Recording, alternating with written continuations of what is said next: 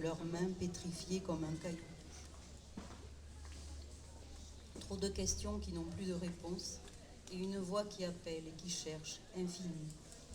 J'ai suivi des lignes lorsque leur semainier battait encore. Mais quels sont les rêves du chant?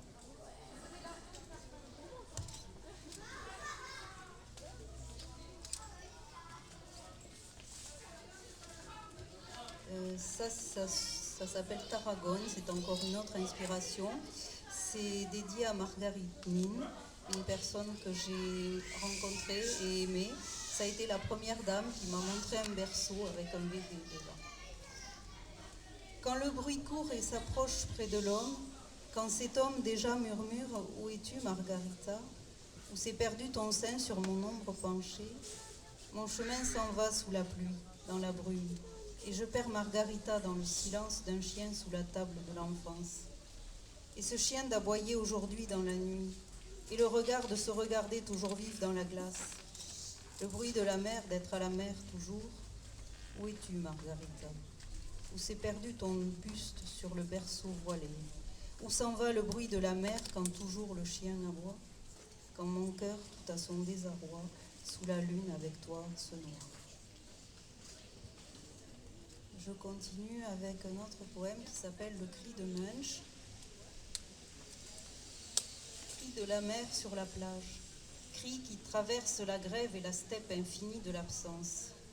Cri sans écho qui dit le cri à l'autre. Cri de la plaine qui soulève le ciel et fait de la terre le ciel. Cri du sommet à l'étoile qui éclate en criant. Cri du cosmos qui s'épanche en gerbe de lumière.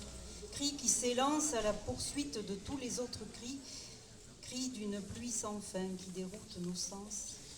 Cri qui annonce la fièvre de cris de tous les cris rassemblés. Dans un couloir de silence, doucement ton cri s'en va.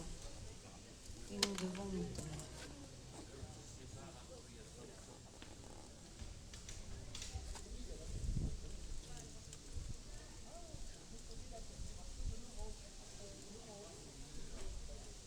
Quelque chose de plus citadin, c'est un extrait de poème qui commence avec le jet d'eau. Dans le jet d'eau, l'eau n'a l'air d'être là que pour tomber. Et pourtant, c'est de cette averse qu'elle tire la force de son jet, qui remonte bravement, transformant le mouvement en énergie pure. Pure, non pas au sens de débarrasser de tout, mais pure de la pureté des cascades, la pureté retrouvée de la cascade urbaine. Le jet d'eau interpelle celui qui voit, celui qui entend, celui qui sent, celui aussi qui craint le mouvement et la présence.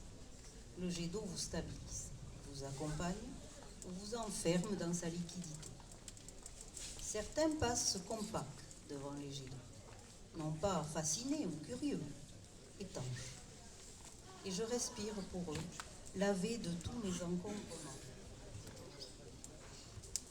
Sans égard, pour jouer, les enfants s'abattent comme des corbeaux colorés. Mais ne sont-ils pas de l'énergie pure, de celle qui a créé les jets d'eau? Et toi qui viens et me souris, tu t'appelles Lily Blondet. Ton âge, je ne sais pas le dire. Nous avons l'éblouissante éternité devant nous.